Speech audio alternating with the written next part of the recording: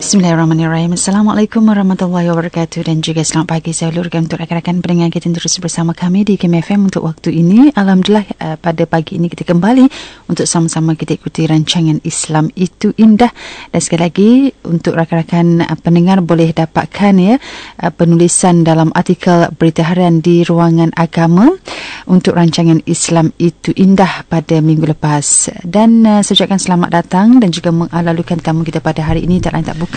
Saya ucapkan selamat datang kepada yang berbahagia Ustaz Fahrul Muhammad Joy. Assalamualaikum Ustaz. Waalaikumsalam warahmatullahi wabarakatuh. Sihat kita Ustaz ya? Alhamdulillah sihat ni. Alhamdulillah. Dan untuk rancangan Islam Itu Indah pada minggu ini, pada hari ini Ustaz akan berkongsi bersama dengan kita. Sebenarnya kita nak ajak pendengar-pendengar kita untuk memandu. Selalu kita memandu menggunakan seluruh anggota kita, terutama sekali mata lah yang paling utama sekali kan Ustaz. Tapi hari ini kita nak mengajak pendengar kita berkongsi falsafah di sebalik memandu dengan hati Ustaz, tajuk kita pada hari ini. Jadi silakan sebagai mukadimahnya. Assalamualaikum warahmatullahi ta'ala wabarakatuh. Alhamdulillah, alhamdulillahillazi hadana lihadza wa ma kunna linahtadiya laula an hadanallah. Wassalatu wassalamu ala rasulillah wa ala alihi wa sahbihi wa man walah. Rabbi shrah li sadri wa yassir amri wa hlul 'uqdatam min lisani yafqahu qawli. Subhanaka la ilma lana illa ma 'allamtana innaka antal alimul hakim. La haula wala quwwata illa billahil aliyil azim. Yang dimuliakan lagi dihormati Hajah Hani Asnah, teman bicara kita pada pagi ini. Seterusnya yang dirahmati, yang didoakan seluruh pendengar Radio IKIM. Alhamdulillah, syukur kepada Allah Subhanahu Wa Taala kerana seperti biasa Allah Subhanahu Wa Taala telah melapangkan masa dan telah meringankan tenaga kita, hati kita untuk sama-sama kita berada dalam majlis ilmu Islam Itu Indah ini. Mudah-mudahan seperti mana Allah buka pintu ilmu kepada kita, mudah-mudahan Allah juga membuka pintu untuk beramal dengannya. Dan dengan itulah baru ilmu yang kita dapat, ilmu yang kita dengar saban hari, saban ketika ini memberi manfaat kepada kita. Dijauhkan daripada ilmu yang tidak bermanfaat, iaitu ilmu yang tidak diamalkan. Tanda kita mendapat manfaat daripada ilmu ataupun ilmu yang bermanfaat itu, tandanya ialah apabila semakin takut kita kepada Allah Subhanahu Wa Taala. Bertambah ilmu kita, bertambah khasyah ataupun khauf kita kepada Allah Subhanahu Wa Taala. Dan apakah tanda kita takut kepada Allah?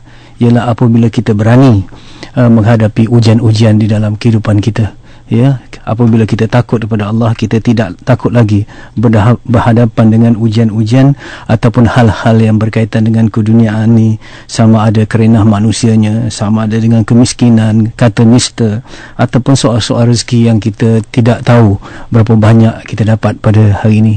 Tetapi kita menghadapi ketidakpastian itu dengan satu keberanian, ya insya-Allah, dan keberanian itu kita bina apabila kita takut kepada Allah. Itu yang dikatakan la khaufun alaihim walahum yahzanun, ya, kita tidak akan rasa takut dan duka cita terhadap hal-hal dunia. Pada pagi ini sengaja saya mengambil tajuk yang ringan dan santai untuk kita berbincang.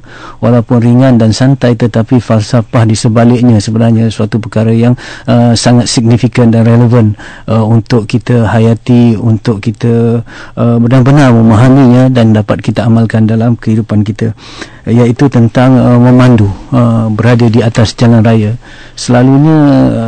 Selalu kita mendapat pesan berhati-hati ketika memandu. Tetapi pada pagi ini saya ingin tukar sedikit pesanan itu, ialah pandulah ataupun memandulah dengan hati, ya. Apa yang dimaksudkan memandu dengan hati? InsyaAllah itulah yang kita akan kongsikan pada pertemuan kita pada kali ini, insyaAllah.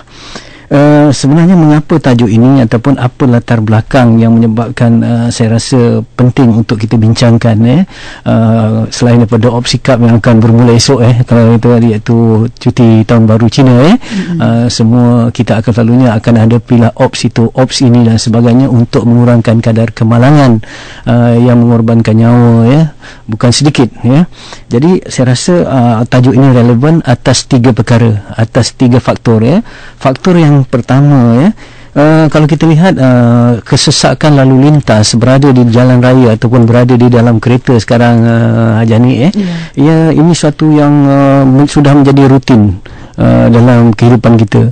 Bukan saja jadi rutin, tetapi dia satu lifestyle ataupun budaya dalam kehidupan kita, yang mana lebih banyak masa dan tenaga kita berada di dalam kereta kadang-kadang, kesesakan lalu lintas ini, berbanding kita berada di tempat lain. Contoh kalau setiap hari, misal kata hari ini hari Rabu ni saya nak datang dari rumah saya ke sini, kadang-kadang menghadapi jam sampai 2 jam lebih. Bayangkan 2 jam itu suatu yang masa yang lama, suatu masa yang sangat berkualiti sebenarnya. Lepas kita solat subuh, kita ketika segar, ketika minda kita orang kata dynamic, tidak letih, tetapi kita sudah mengalami satu ujian, iaitu ujian kesesakan lalu lintas. Bayangkan sehingga 2-3 jam. Ini satu masa yang bukan saja panjang, bukan saja kuantitinya, tetapi sangat berkualiti, kerana itu waktu pagi, yang mana Rasulullah kata mafhumnya lebih kurang berpagi-pagilah kamu, kerana pagi itu adalah satu keberkatan. Jadi berkat aja kita terus tersekat di jalan raya. Jadi di situ kalau kita buat perbandingan sedikit, mengatur dekat di jalan raya 2 jam itulah jadi ibadah.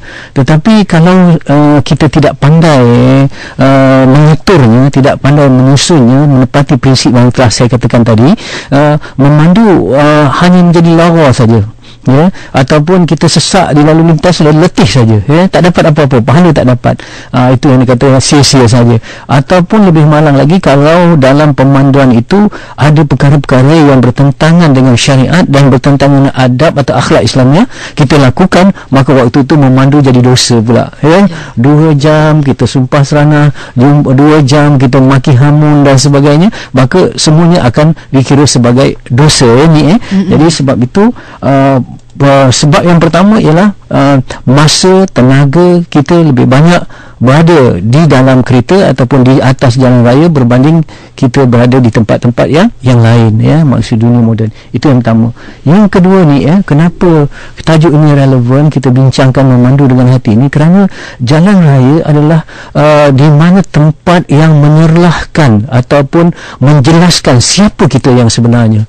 Orang putih kata true colours kita, warna kita yang sebenar akan terserlah di jalan raya, yang mana kerana di jalan raya itulah seluruh sifat-sifat mazmumah yang ada dalam diri kita dicungkil, terkeluar. Sekiranya kita marah, kemarahan itu akan kita zahirkan melalui pemanduan kita di jalan raya. Kalau kita seorang yang mementingkan diri, sifat mementingkan diri itu pun akan terserlah di jalan raya. Sebab itu kita diuji juga Hajah ni, sifat-sifat mahmudah kita, sejauh mana kita ada kesihan belas, sejauh mana kita ada sifat prihatin, sabar, memaafkan, kasih sayang, itu berada di jalan raya. Jadi subhanallah, rupa-rupanya kalau kita contoh kita sedang memandu, tiba-tiba ada satu kereta di sebelah kita ingin mendapat laluan kerana dia tersilap lorong, kita bagi laluan untuk dia, artinya di situ ada sifat kasih sayang, di situ ada sifat perhatian, berpahala tu. Itu sifat mahmudah. Jadi kalaulah kita lihat selalunya pemandu motosikal atau pembonceng motosikal, mereka ini satu golongan yang perlu diberi kesihan belas, kerana mereka kecil, jadi kereta kita besar, kita memandu lori ke apa sebagainya, kita kena bertimbang rasa kepada pemandu motosikal. Yang ini apa ni? Ini adalah soal simpati, soal kasih sayang dan sebagainya. Kalau kita misal kata dipotong dari sebelah kiri dengan cara yang tidak sopan, misal kata kita marah waktu itu, kemarahan kita terserlah. Contoh, kalau kita berdepan dengan lampu isyarat, tiba-tiba lampu isyarat tu bila kita nak lalu merah, jadi sedangkan kita nak cepat, waktu itu kalau kita langgar juga, artinya kita mementingkan diri kita sendiri. Subhanallah, sifat-sifat sebenar kita, true colours di kita yang mahmudah, yang mazmumah itu kadang-kadang tidak tercungkil di dalam masjid sebab masjid dalam suasana tenang, ada tu imam, ada orang lain sedang berzikir, membaca Quran dan sebagainya. Suasana itu kondusif untuk kita. Tetapi kita diuji pada tempat-tempat yang mencabar. Jadi mungkin true colours kita tidak terselah di dalam masjid, tetapi di atas jalan raya barulah diri kita yang sebenar akan terselah. Contohnya ni kadang-kadang kita waktu kita solat, saf kita jaga rapat-rapat dan lurus-lurus. Kita tidak akan melanggar orang lain, tetapi waktu kita parking kereta ni kita double parking, kita ambil parking orang misalnya kata dan sebagainya. Jadi sebenarnya true colours kita akan terselah di jalan raya. Sebab itu kita kena bincang perkara ini. Kerana perkara ini boleh menyerlahkan sifat mazmumah kita yang mana untuk kita baiki, untuk kita didik, untuk kita atasi, dan menyerlahkan sifat mahmudah kita yang patut kita pertingkatkan, yang patut kita suburkan. Ini sebab yang kedua. Kerana di jalan raya lah tempat kita keluar semua sifat-sifat sebenar dalam diri kita. Sebab itu ni saya katakan bahawa jalan raya boleh menjadi jalan mazmumah apabila sifat-sifat buruk semua dilenggukkan ataupun dihamburkan di jalan raya. Saya pernah tengok satu rancangan itu Fattabi'uni, yang mana bagaimana adab-adab Rasulullah sallallahu alaihi wasallam ketika menaiki kenderaan, ketika berada di jalan raya. Di dalam rancangan itu seorang penyampai yang mengatakan bahawa maki hamun kita apabila kita berada di jalan raya, maki hamun kita, marah kita sebagainya akan membesarkan syaitan, tetapi sekiranya lidah kita berzikir, kata Masya Allah, Subhanallah, kita kata bila ada perkara-perkara yang mengkagumkan, kita kata Allahu Akbar, ada perkara-perkara yang menguji, kita kata innalillahi wa inna ilaihi raji'un dan sebagainya. Maksud waktu itu jalan raya menjadi jalan mahmudah, sifat-sifat mahmudah itu akan terkeluar. Jadi sekarang ni kita boleh muhasabah ni orang kata di mana tempat yang paling banyak syaitan? Orang kata di kubur selalunya, di tempat-tempat di dalam hutan dan sebagainya. Syaitan saya rasa banyak di atas jalan raya. Kerana di jalan raya itulah sifat-sifat mazmumah terserlah, dan apabila ada sifat mazmumah yang terserlah, dia umpama bangkai yang menarik kedatangan anjing-anjing liar. Sifat-sifat mazmumah ini umpama bangkai yang menarik kedatangan syaitan. Syaitan datang dan sebagainya, menghembus dan menggoda kita, menghasut kita melakukan kejahatan. Itu sebab yang kedua ni. Dan sifat yang ketiga ni, faktor yang ketiga mengapa kita kena bincang tentang jalan raya ini, ialah di jalan raya ialah tempat kita mempraktikkan ajaran Islam.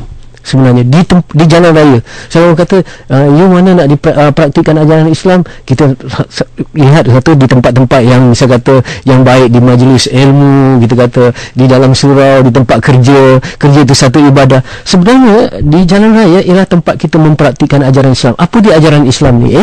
Kalau kita lihat di dalam ajaran Islam, akidah, syariah dan akhlak, dan kita lihat elemen akhlak itu, kalau kita lihat dalam ilmu tafsir dan Al-Quran, dia mendominasi 2/3 daripada ayat Al-Quran itu adalah ajaran-ajaran akhlak yang berkaitan dengan hubungan kita sesama manusia, hablum minan nas dan sebagainya. Hanya 1/3 saja ajaran akidah dan juga syariat.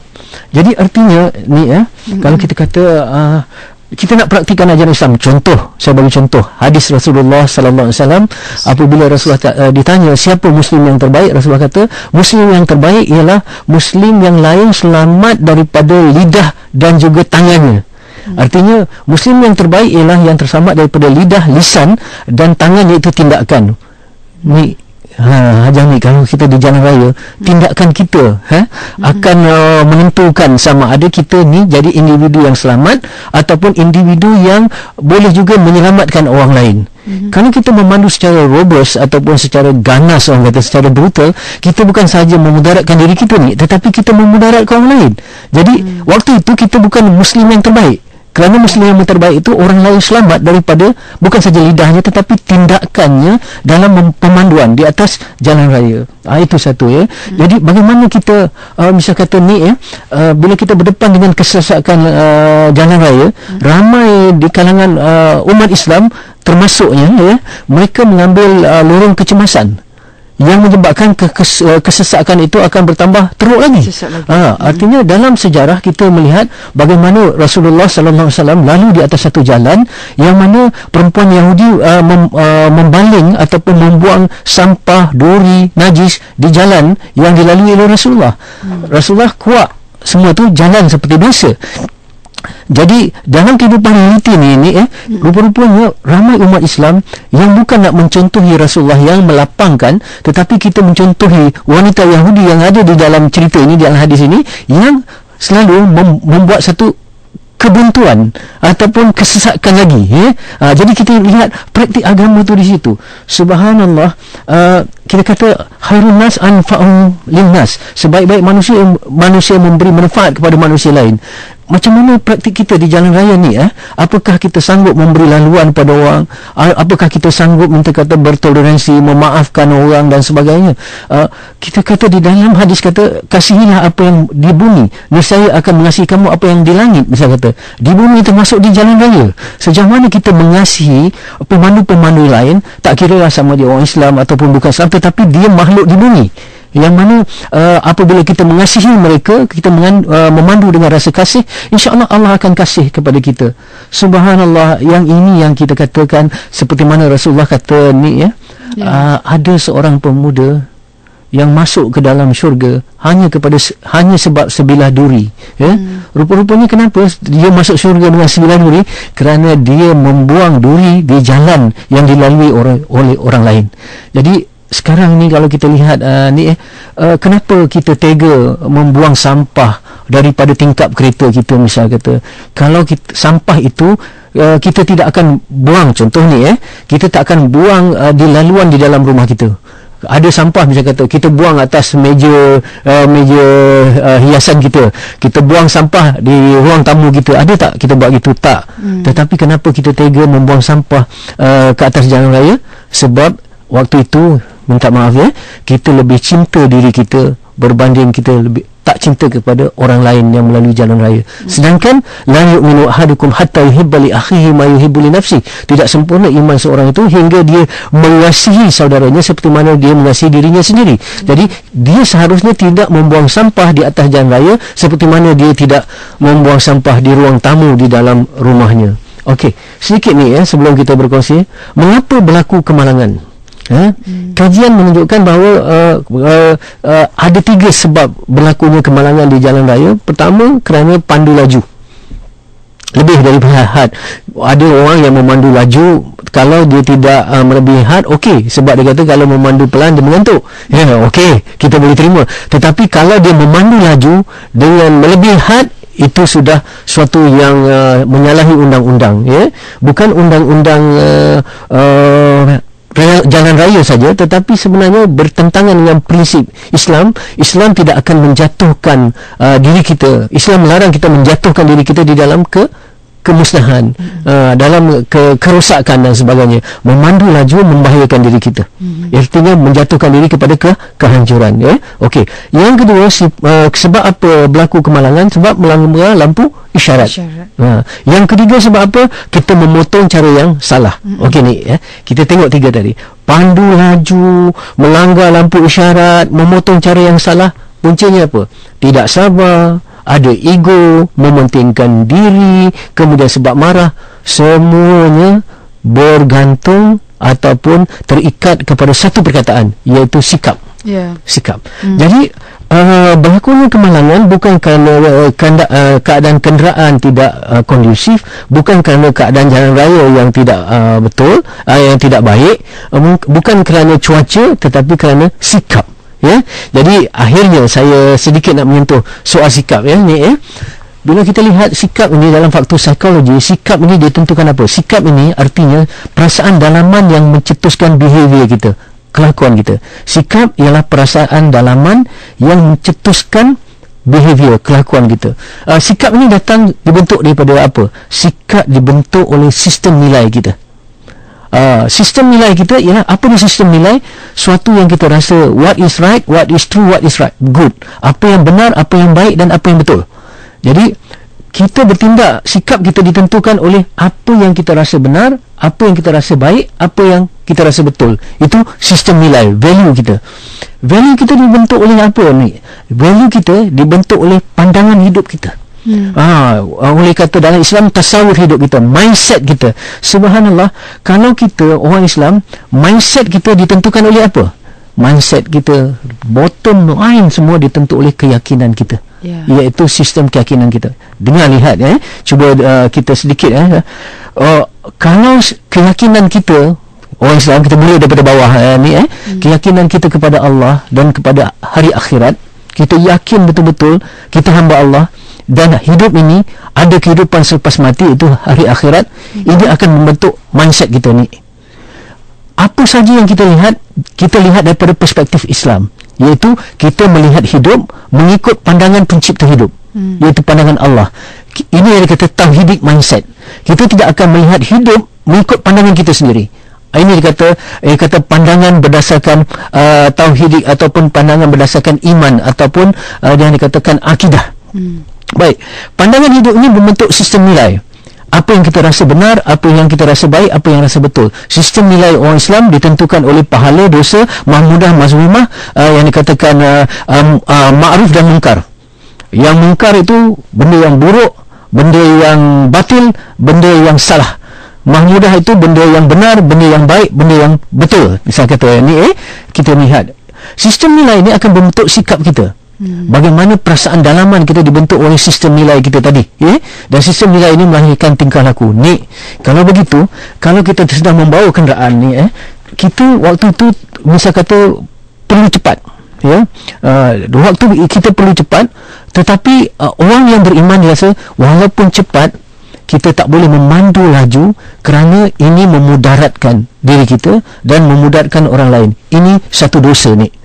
Mungkin waktu itu bertembung antara pilihan nak cepat ke ataupun nak tepati syariat. Kita akan menepati syariat walaupun terpaksa lambat sedikit. Kerana apa? Sistem nilai kita kata rasa syariat itu lebih berharga daripada cepat. Sebab apa? Kita fikir begini ni, kalau kita kata kita cekap memandu, okeylah, you cekap memandu, tapi orang lain mungkin terdedah kepada kena langgar ke sebagainya. Kita lihat ni macam ni, orang yang kita kena langgar tu mungkin ayah orang. Mungkin dia adalah satu-satunya sumber rezeki di dalam keluarga. Apabila kita langgar dia, patah kaki dia, ataupun terkorban, na'uzubillah, menyebabkan hilang mata pencarian bagi keluarga itu. Yang keluarga itu mungkin ada isteri dan ada 3 orang anak kecil. Akibat kita nak cepat sedikit saja, kita telah memudaratkan satu keluarga ni. Itu yang sepatutnya kita fikirkan. Okey, apabila berdepan dengan soal ini, kita ni, ini pahala atau dosa? Misal kata contoh, apabila orang membuat sesuatu yang tidak sepatutnya kita lakukan, kita maki dia. Misal kata kita marah dan kita maki dia, keluar perkataan-perkataan yang tak elok. Perkataan-perkataan tak elok ini, minta maaf ni, satu dosa. Jadi artinya kita dipotong secara tak beradab tadi, kurang ajar, dengan kita melakukan dosa. Mana yang lebih mudarat? Dosa di akhirat, Jadi inilah yang bentuk tauhidik mindset kita. Subhanallah, sekiranya orang Islam di Malaysia ini benar-benar berpegang, dan kita kena berbangga, Malaysia ini sebuah negara Islam, kalau kita katakan, insya-Allah sikap pemandu-pemandu Islam di jalan raya ini, subhanallah, ditentukan oleh iman kita. Sebab itu saya nak simpulkan sebelum kita berkongsi ialah memandu dengan hati, artinya memandu dengan iman. Kerana iman di hati kita, dan apabila ada iman di hati kita, insya-Allah ada kasih sayang sesama makhluk. Artinya kita memandu dengan hati, iaitu memandu dengan iman dan kasih sayang. Insya-Allah kita akan jadi muslim yang terbaik, iaitu muslim yang selamat orang muslim lain daripada lisan dan tindakannya, insya-Allah. Saya rasa itu sebagai pencetus perbincangan kita dalam tajuk memandu dengan hati pada pagi ini, insya-Allah. Saya baik. Cukup menarik sekali kupasan berbagai Ustaz berkaitan dengan memandu dengan hati, topik kita yang kita bincangkan pada pagi ini. Dan cukup menarik Ustaz mengubah cara ataupun corak kita berfikir. Kalau selama ni mungkin kita hanya menganggap memandu tu sekadar nak memandu, nak menuju ke mana-mana destinasi, tapi memandu itu juga adalah ruang untuk kita mengutip sebanyak mungkin pahala, dan akhirnya kita menjadi penghuni syurga, insya-Allah. Dan kepada anda yang ingin berinteraksi bersama kami. Banyak soalan-soalan saya terima dari rakan-rakan Facebook. Anda juga boleh menghubungi talian yang kita sediakan 03-6205-1500 dengan tajuk kita hari ini, memandu dengan hati-hati. Sebenarnya hatilah Ustaz, dengan iman sebagaimana Ustaz sebutkan tadi. Baik Ustaz, kita nak raikan soalan dari rakan Facebook kita terlebih dahulu berkaitan dengan bagaimana ingin menanam sifat sabar di samping mengejar ketenangan hati, Ustaz. Ya, terima kasih atas pertanyaan dan perkongsian itu, perkongsian sulung kita pada pagi ini, bagaimana kita nak dapat sifat sabar. Dan dapat sabar itu, bila kita ada sabar, insya-Allah kita akan dapat ketenangan hati. Dia lazim berlazimi, bila kita ada tenang, insya-Allah kita ada sabar, ya. Bila kita sabar, insya-Allah kita dapat tenang. Sabar dan tenang ini sifat-sifat hati yang asasnya ialah hati itu perlu kekuatan yang dikata iman. Maksudnya untuk membina sabar, kita kena membina iman di dalam hati kita, ya. Iman ini dibina dengan keyakinan kita kepada Allah. Jadi macam mana nak bina keyakinan kita kepada Allah supaya kita mencintai Allah, supaya kita takut kepada Allah, supaya kita kasih kepada Allah? Semuanya datang daripada perkenalan kita kepada Allah. Ya, kalau ditanya kepada kita sejauh mana kita cinta Allah, ialah sejauh mana kita kenal Allah. Sejauh mana kita kasih takut kepada Allah, sejauh mana kita kenal Allah Subhanahu Wa Taala. Jadi untuk kenal itu ni, ya, kita kena belajar. Jadi gerbang yang pertama untuk memperbaiki diri kita ialah dengan belajar, dengan mengaji lah, ya. Kita mengaji tentang sifat-sifat Allah, ya. Kalau kita belajar tentang bagaimana sifat-sifat Allah, bermula Allah wujud, kidam, baqa, mukhalafatu lil hawadis, qiyamuhu bi nafsih, yang kita kata. Kemudian kita belajar tentang asmaul husna, misal kata kita belajar dengan tauhid dan sebagainya. Itu membuka singkapan akal kita supaya kita lihat Allah itu besar dan tidak ada tandingannya. Allah itu maha agung dan tidak ada tandingannya dengan siapa-siapa. Laisa kamitsli syai', ya, tidak ada yang sama dengan Allah. Jadi waktu itu kita tersingkap akal kita. Tetapi yang dikata kenal bukan dengan akal ni, ya, tahu dengan akal, tapi kenal dengan hati. Jadi macam mana nak resapkan ke dalam hati? Ini melaluikan apabila kita kenal Allah, kita bina dengan ibadah-ibadah. Ibadah ini akan menimbulkan akan menimbulkan keyakinan kita ke dalam hati. Kenal kita dengan Allah melalui hati. Maksudnya kita tahu tentang solat, kita bangunkan solat, kita bacakan Al-Quran, kita buat apa yang dikata hubungan-hubungan hablum minallah. Dengan ibadah ini barulah akidah yang kita belajar dengan akal tadi akan meresap ke dalam hati kita. Begitu juga kita mempraktikkan sifat-sifat mazmumah dalam hati. Memang Hajani, sabar tidak boleh dicapai dengan sekelip mata. Kita belajar tentang sabar, kita tahu sabar ni apa artinya, menahan diri daripada melakukan ini. Sabar ni terbagi kepada 3. Sabar pertama, sabar ketika buat kebaikan, sabar ketika meninggalkan kejahatan, sabar ketika ditimpa ujian. Kita boleh pembahagian sabar, tetapi apakah sabar itu benar-benar soal hati kita? Dalam hati kita mungkin kita tahu tentang sabar, tetapi kita belum mahu untuk sabar. Sebab apa? Kita tidak latih. Kita kena latih ni, orang kata apa ni dalam bahasa Inggeris, practice make perfect, maksudnya. Begitu juga sifat mahmudah ini, kita kena latih. Satu hari gagal, satu hari gagal, kita kena, ini yang dikatakan dalam istilah sufinya, riyadatun nafs. Riyadatun nafs inilah riyadah hati kita. Kita latih sekarang, contoh, ya, kalau kita nak latih, misal kata nak angkat benda berat, kita angkat sikit-sikit dulu, lama-lama tambah sikit, boleh angkat lagi, mungkin angkat lagi. Begitu juga atlet ataupun ahli sukan yang nak lomba lari ni, dia sentiasa berlatih. Akhirnya dia mempunyai keupayaan untuk berlari laju ataupun berlari lebih lama, kerana apa? Ada latihan. Begitu juga tentang tadi, macam mana nak dapat sabar, ilmu-ilmu yang itu kita praktikkan, dan kita kena menjalani proses yang dikatakan mujahadah war riyadah. Mujahadah itu berperang dengan hawa nafsu, riyadah jiwa kita untuk melakukan kebaikan sedikit-sedikit dengan pimpinan apa? Dengan pimpinan guru yang mursyid atau guru yang boleh menunjukkan kita. Macam atlet tadi, dia ada apa? Jurulatih dia, kan? Kalau dalam hidup kita ni orang kata mentor begitu, jadi kita perlu adakan guru yang insya-Allah. Jadi itulah jawapan saya. Insya-Allah mudah-mudahan apabila kita menuju kesabaran, insya-Allah pun sudah ada ketenangan. belum lagi memiliki kesabaran ni, menuju kesabaran pun sudah ada ketenangan, insya-Allah. Saya baik. Dan kita insya-Allah akan raikan soalan-soalan lain dari rakan Facebook kita. Kita nak raikan soalan dari rakan pendengar kita, Ustaz ya. Kita bersama dengan Puan Hafsah dari Perak. Saya bukan ada soalan. Soalan nak jugalah kan. Tapi mula sekali saya nak ucapkan terima kasih banyak-banyak pada Radio FM yang banyak menyedarkan saya kan. Okay. Yang banyak memberi manfaat selama nak kata saya ni dah setengah abad, umur dah setengah abad baru timbul kesedaran. Lepas tu hari ni saya ada dengar Ustaz Farouk Muhammad Joy ya. Ustaz ceramah mengenai memandu dengan hati ya. Itu yang banyak menyedarkan saya jugalah. Selama memang sebelum ni saya memandu ikut perasaan, ikut nafsu ya. So ni ya, saya ingat itu je lah yang sebenarnya memang saya nak ucapkan banyak-banyak terima kasih lah dengan Radio FM ni kan. Saya nak berikan soalan juga dari Encik Arif dari JB, Ustaz ya. Ustaz, saya nak tanya ni tentang kalau kita di jalan raya, kita dah maki hamun dengan orang tu, kita tak kenal, jadi macam mana kita nak buat minta maaf? Tak bincang Ustaz? Ya. Assalamualaikum. Ini satu soalan yang macam lucu tapi memang benar lah sebab itulah anehnya perbuatan manusia ni kita kadang-kadang kita maki, kita sakit hati pada orang yang kita tak kenal pun. Kita kenal nama dia pun tidak, apatah lagi mengenal diri dia tu dan mengenal situasi yang sedang dihadapi oleh dia.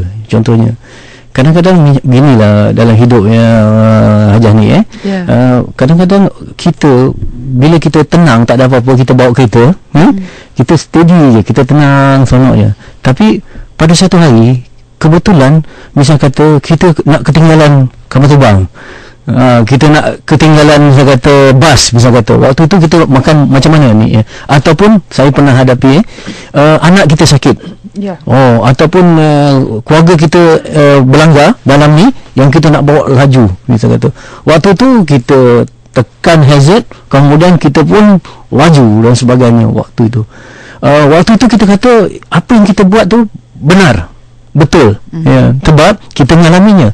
Tetapi subhanallah, bagaimana pula orang lain yang tak tahu keadaan kita waktu tu, dia kata kita ni mementingkan diri, kita ni tak sabar dan sebagainya.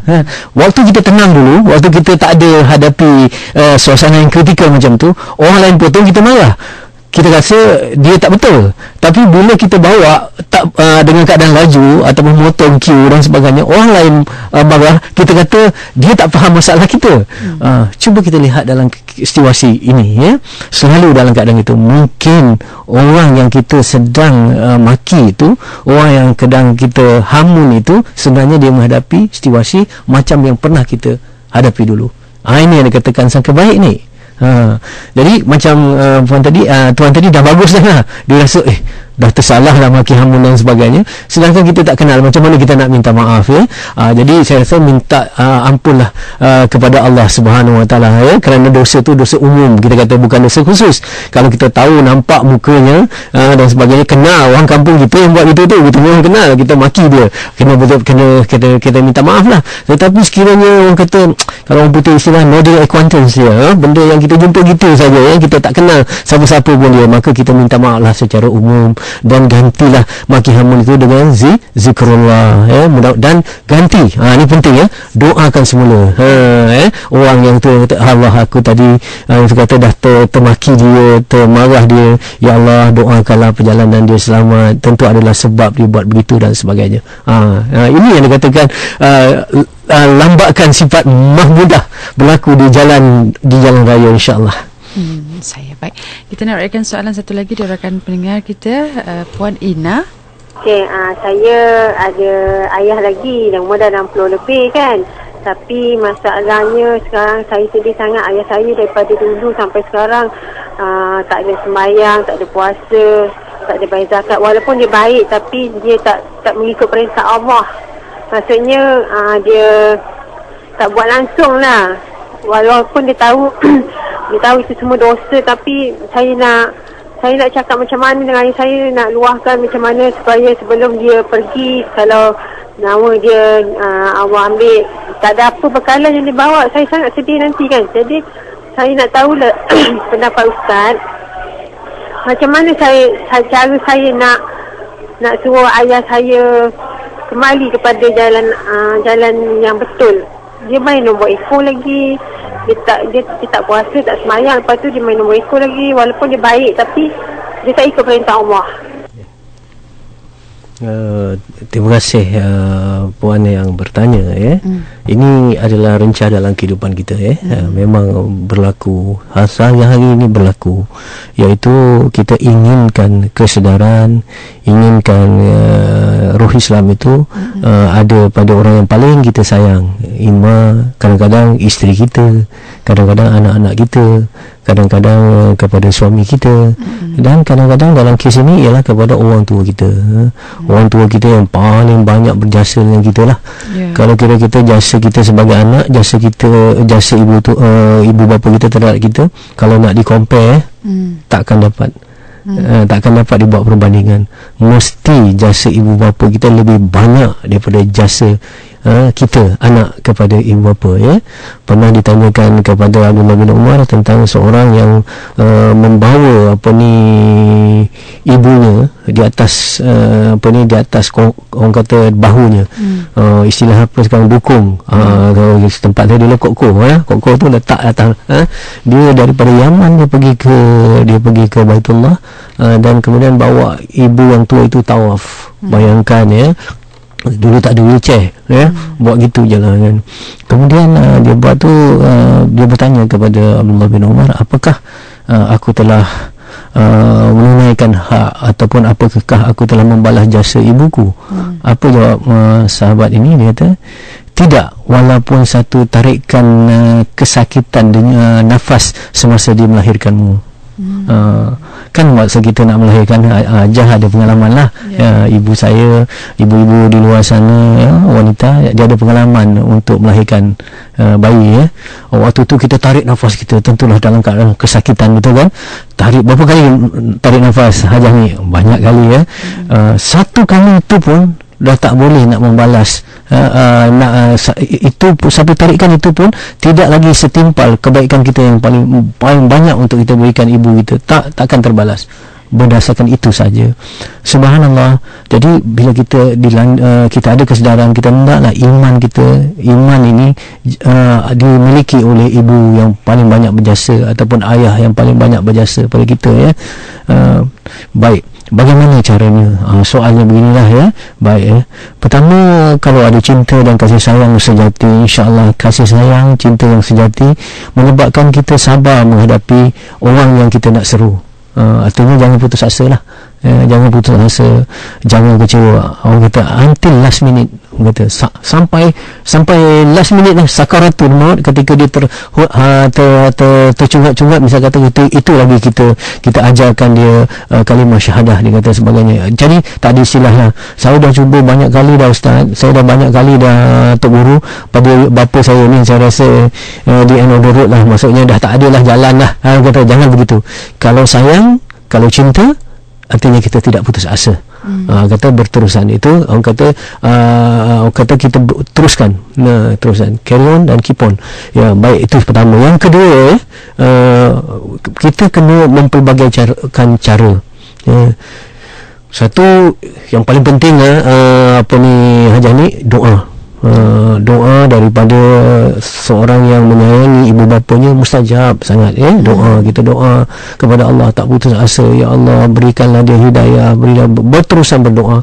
Kalau boleh, seperti mana pesan Ustaz Ibn Lihu selalu menangis-nangislah kita ya.